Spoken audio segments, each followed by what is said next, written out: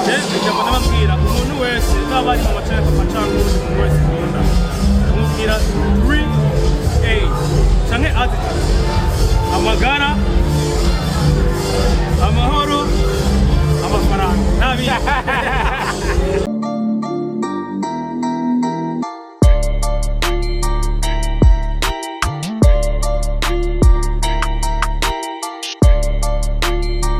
bakunzi ba Black TV murabona yuko uno musi turi kumwe na DJ Preeze umwe mu baririmbyi baririmbanye n'umuririmbyi DJ Preeze nako DJ Israël ndakora mukije DJ Preeze ndaguha nikaze kuri Black TV. mwire muraho. Mbega DJ Preeze uno musi ni giki cyatumye uza kwifatanya na mugenzi wawe DJ Israël mu isabukuru giye y'uno musi? Nkuko mubizi namwe cyabazanye ni isabukuru yiwe y'amavuko.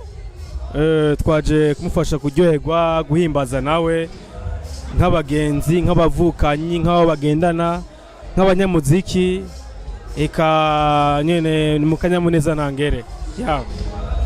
Naciye numva no kubaza icyatumye wiyumvira gukorana na DJ Israël indirimbo yitwa Tagata. Bon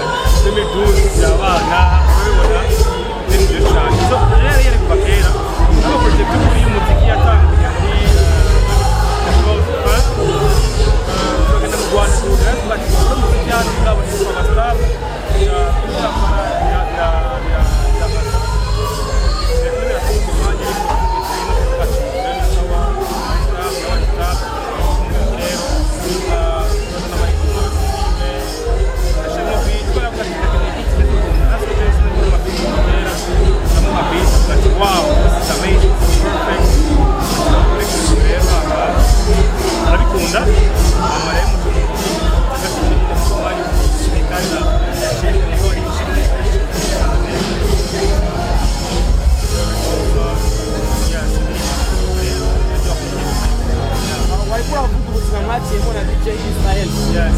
Kwa DJ Israël ou kwa DJ Preeze akano ku DJ koko nta sano kari. Nakoze cyane iswa. Ofete kano ku DJ. Ubura kurumva twese. Ntabwo yari hagenge ipetinye. Kuko twese twese twaki. Yari atinde jamu. Abo twakije yo. Yes. Oh, afite passion football. Kachagaza kugira ngo aje kubone kujyaye umwana kuri muri korari umwana kuri mu isengero arabizi donc urumva n'indi tumutike no se dasanzwe amarera bati Preeze gerere urama je mu bantu bwa mu korari ndazo nsoka mugabo wewe basanga kabisa nakari Preeze mama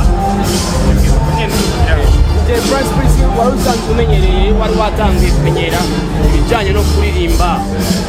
DJ Preeze nako DJ Israël nawe yari mushasha ntabwo wabigeze ugira indirimbo ushobora gukora udashobora gushaka cyangwa ashobora no kubikora. Oya nakoze abantu nubwo inararibonye koje nkandurazi matumira kiringa muri no game uretse simbuze imyaka nahereye ku muziki no muri game ndazwi imyaka irenga munani cyangwa icyenda siko n'amahawa n'ibindi bitera mu hanze y'igihugu none numva aho numva yaba yagize kuzamubwira bro iraguze nawe muri studio nizari byoroshye n'ibyo ariko nawe hamwe aho isigaye kandi ikomeye n'amasanamu yayo kandi nayo ibanga reka narimenye kuko ni anife yiwe aho umuntu rero kugira day bro nazo zo no video ni kuba cyane umwaka n'uwera mu Konyera ashaka kuzozerera ko ibitubwira DJ Israël n'umusi wiwe twagutoye nk'umuntu wahafi cyane kuri we n'ijambo mubwiye kuba kumwe ijambo n'ababwira umuntu wese naba ari mu macana cyangwa umuntu wese ukunda umubwira 3A canke attitude amagara